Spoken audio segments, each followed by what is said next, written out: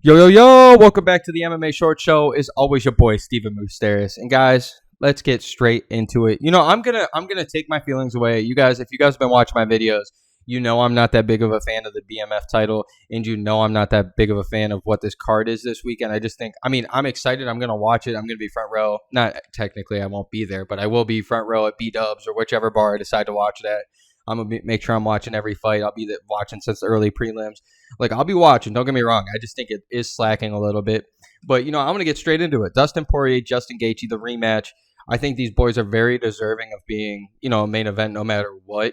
Do I think it should be, titled for, or, main event for a pay-per-view card with no belt on the line other than the BMF belt? No, I don't. But, it's awesome. These guys are legends of the game. They're going to bring it. The fight's going to be fun. And, this is the part that I really kind of want to just remind us as fans. I feel like this is something I've been noticing for years and years and years. Every time that we get that crazy rematch of a fight that, like the Stephan Bonner, the good old Forrest Griffin fight, those fights, it was like the greatest one of all time. And their second fight was good. It just wasn't as exciting. Like we've had so many. The first, Max Volk fight, that fight was pretty freaking phenomenal. Second fight was like, Third fight was like, because it was more one-sided by people. We get them all the time. The Zhang Weili Joanna fight, that was one of the greatest fights I've ever watched in my life. And the second one, Zhang Weili comes out and finishes or retires Joanna with the spinning back fist. So I can go on for days and days and days with my examples of it. That's probably not the greatest examples, but those were exciting fights. And even like the John Jones Gustafsson fight, like the second fight, nowhere close to being a good one because John Jones just had it dialed in and took him out it was like a surgeon in there. So, I do want to remind people, I don't think it's going to be the fight of the night that we're expecting like it was the first one. And I feel like it's a mix between these guys both knowing each other, smarter game plans. If we're really looking at Justin Gaethje's side of the thing, which I feel like is going to hurt him and help him at the same time, I think if we go back and watch that old Dustin Poirier fight, where he was having a lot of his success was when it was still the Gaethje that just went in there with no game plan, just went balls to the wall, hands down, taking punches just to give 2 or 3 back. And I think that's what was really helping him against Poirier. And of course the leg kicks, which Poirier's always got leg kicks. He's always like Jim Miller fights. You can go back and watch even the Conor fights, everything that he's been in. Like when he's getting his ass beat, it's usually due to the leg kicks because it's just something in him where it's probably just tendencies and stuff that he just, just can't. It's something that he just maybe lacks, as great as he is. Just one of those things. It's like a mental lapse for him where it's like, fuck, I just always can't. I always forget to check it. Maybe I'm a little too heavy on the front foot. You never know what it is, but it does seem to bother him. And, but we're seeing now Justin Gaethje just coming out here really, really strong. And he's really just having game plans. He's fighting smart fights. Ever since the Tony Ferguson fight, we've been like, holy shit, who is this Justin Gaethje?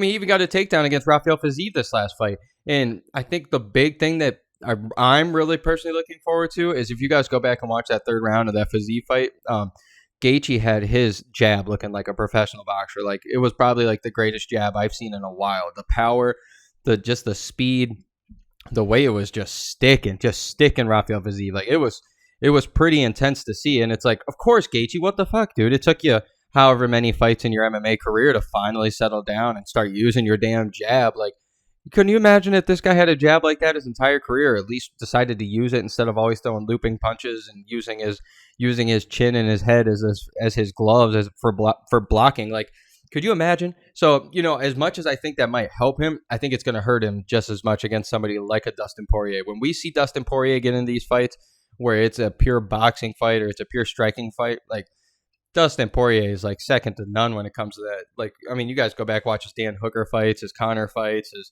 Michael Chandler fights, go on forever and ever and ever about all of some of my favorite fights is that guy's been in. And, he is amazing at just picking people apart. And you saw with Michael Chandler, it's good when Michael Chandler's going balls to the wall and you can outrun, can out sprint Dustin Poirier.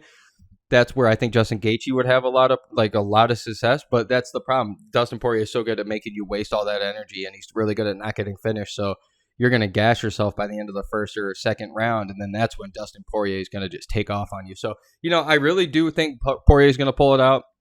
I think he's got a little more left in the tank.